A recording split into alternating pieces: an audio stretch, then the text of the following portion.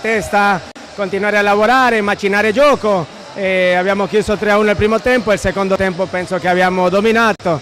Complimenti a loro, anche al portiere che ha fatto una gran prestazione, ma complimenti alla mia squadra che abbiamo macinato tanto gioco, abbiamo condotto e abbiamo portato i 3 punti a casa.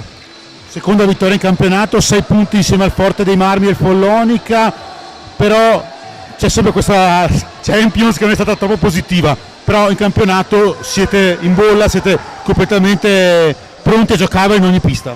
Sì, penso che abbiamo fatto un passo in falso in Europa, ma veramente sì, abbiamo perso di brutto, è stato un bel bagno di umiltà, ma anche lì abbiamo macinato parecchio gioco, poi con il Tomara abbiamo perso di 1, poi abbiamo vinto, ma noi penso che esprimiamo sempre il nostro gioco, a volte perdiamo un po' il filo, dobbiamo continuare a lavorare che la stagione è appena iniziata e abbiamo voglia di divertirci.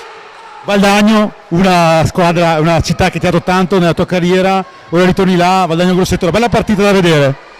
Sì dai, torniamo a Valdagno dove ho lasciato tanti amici, l'anno scorso abbiamo preso una bella sconfitta, ho voglia di riscattarmi tutti quanti e niente, sarà una bella gara perché hanno una signore squadra, ma quest'anno nessuna partita sarà facile. Grazie Tonci, il miglior marcatore di questa partita. Ora andiamo a pescare Federico Mura che è qui, che ci sta aspettando, grazie all'argentino. Buonasera Federico, buonasera, grazie per averci aspettato. È stata una partita diversa da quella che abbiamo visto una settimana fa, 10 giorni fa a casa tua a Giovinazzo, una gara di maturità.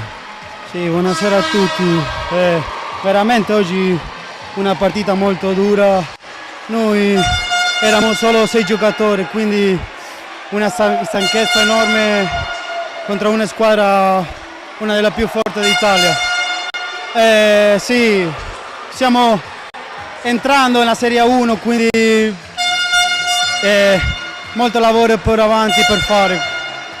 Hai fatto il miglior marcatore 2 anni fa col Giovinazzo, l'anno scorso il secondo miglior marcatore, insomma abbiamo visto 2 grandi gol, ce n'è mancato uno che hai fatto una girata insomma è il tuo DNA, il gol e l'attacco, però oggi ti sei sacrificato in difesa. Sì, oggi era veramente tutto difesa, non era niente di attacco per noi, quindi solo potevo fare quello, girare, vedere se poteva tirare in porta. Sei da 2 anni a Giovinazzo, cosa ti sta dando questa società, questa città?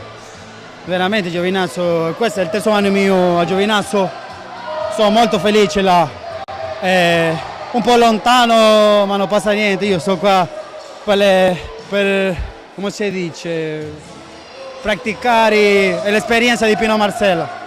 Grazie e bocca al lupo per il Giovinazzo che doveva giocarsi la sua salvezza in tutte le piste. Grazie Federico e in bocca al lupo. Grazie a voi. Grazie.